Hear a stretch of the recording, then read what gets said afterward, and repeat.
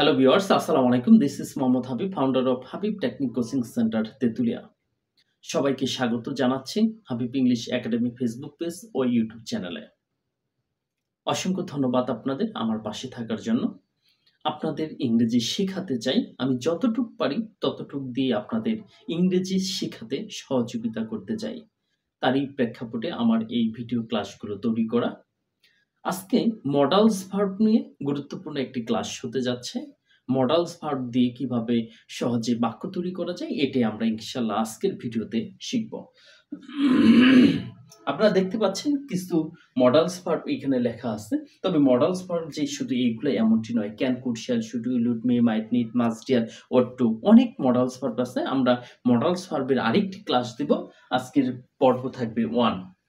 দেখেন modals verb প্রথমে দেওয়া আছে can, could, must, should, have to, has to, had to, use to, need.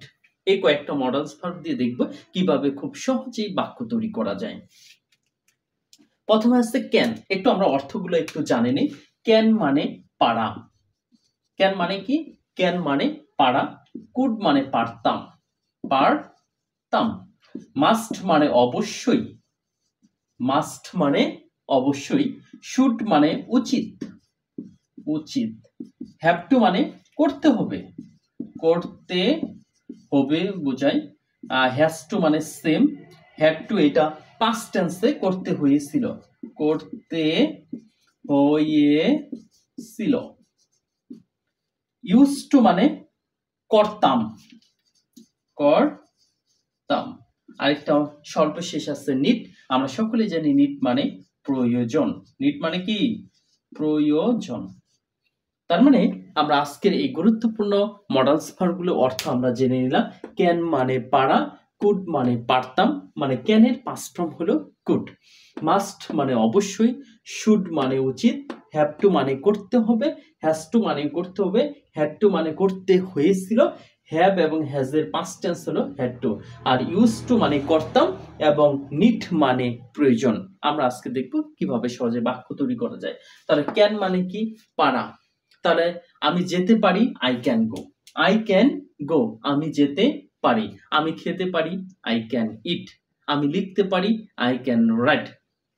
আমি রান্না করতে পারি, আই ক্যান কুক। আমি সাহায্য করতে পারি, আই ক্যান হেল্প। তার মানে এখানে আমরা যদি স্ট্রাকচার এরকম ব্যবহার করি যে I can plus V1। V1 মানে ভার্বের প্রেজেন্ট ফর্ম।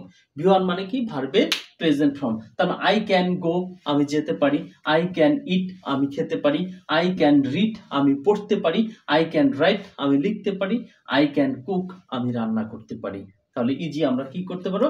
বাক্য তৈরি করতে হবে। তার মানে এইগুলোর ক্ষেত্রে যদি আমরা খালি এখানে আই একটি সাবজেক্ট আমরা যদি ব্যবহার করে দিই, বাক্য তৈরি হয়ে যাচ্ছে।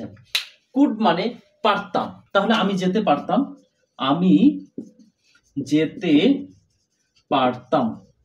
তাহলে এটা ইংরেজি কি হবে? আমি যেতে পারতাম, subject I, I could go, could go. আমি যেতে পারতাম, আমি খেতে পারতাম, আই কুড ইট। আমি লিখতে পারতাম, আই কুড রাইট।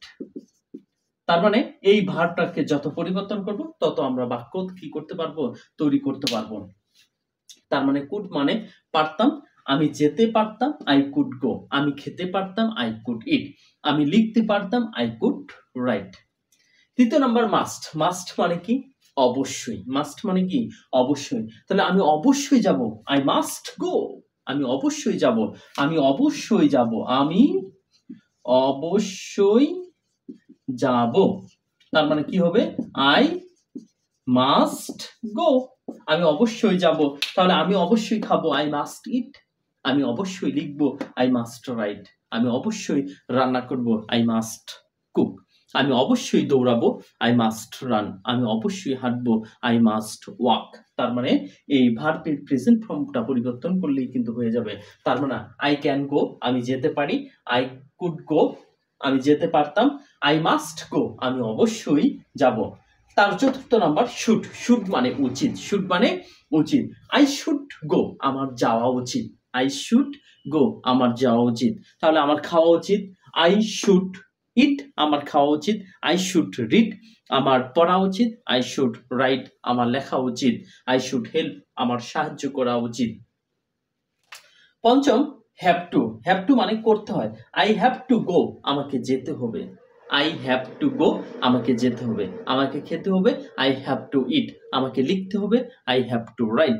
আমাকে দৌড়াতে হবে, আই হ্যাভ টু রান। আমাকে হাঁটতে হবে, আই হ্যাভ টু ওয়াক। আমাকে রান্না করতে হবে, আই হ্যাভ টু কুক।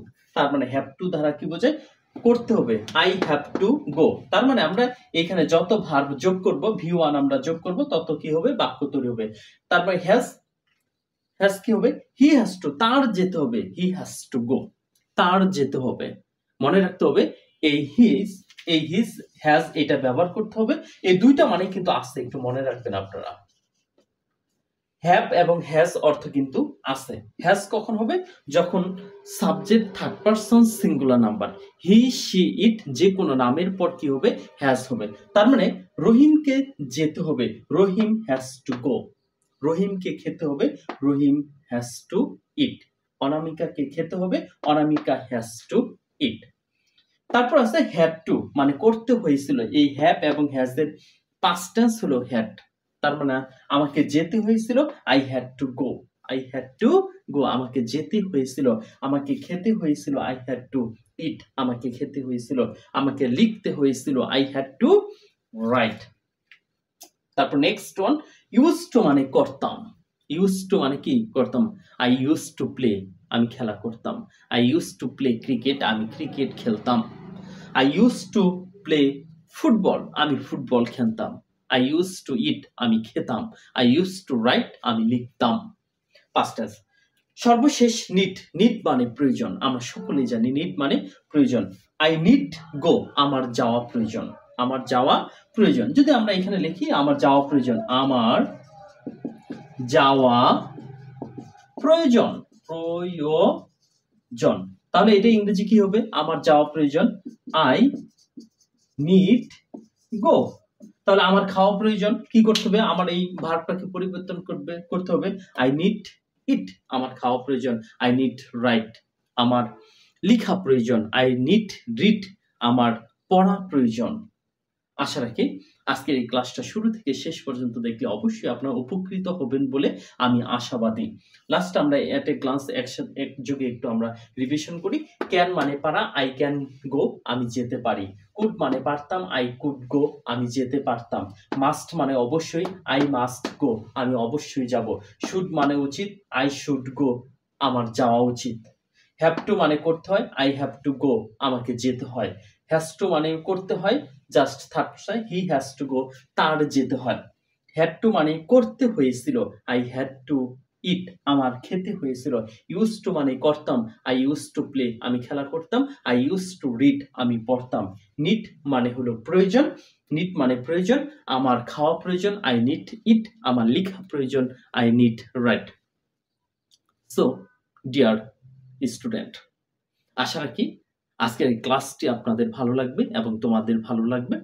তোমাদের যদি আমার এই ক্লাসগুলো ভালো লেগে থাকে, তোমরা অবশ্যই আমার চ্যানেলটি হাবিব ইংলিশ একাডেমি ফেসবুক পেজে তোমরা ফলো দিবে এবং ইউটিউব চ্যানেলে অবশ্যই তোমরা সাবস্ক্রাইব করে আমাকে আরো বেশি ভিডিও বানানোর ইন্সপায়ার দিয়ে সহযোগিতা করবে, এই প্রত্যাশা তোমাদের মধ্যে রাখি। No more today, I don't want to make it more longer. Allah Hafiz.